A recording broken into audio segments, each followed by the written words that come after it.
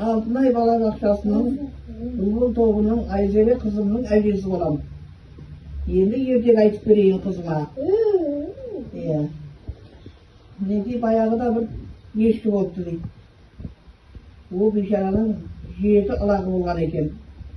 Жасаған дейді сол жерде. Содан бір күндері ол ешкі бір жаққа кетпекші болған.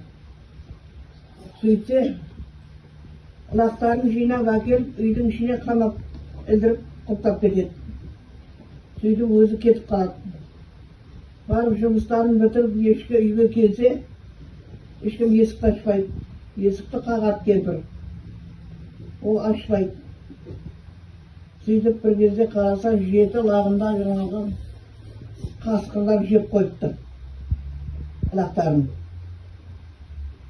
Сонымен ешкі далада жалғыз өзі қалыпты, оның өзінде жеп қояды ғой, сөйтіп жүргенде. Яғни сондай болған. Түсіндің бе? Және менің балаларыма айтып берген ертегім.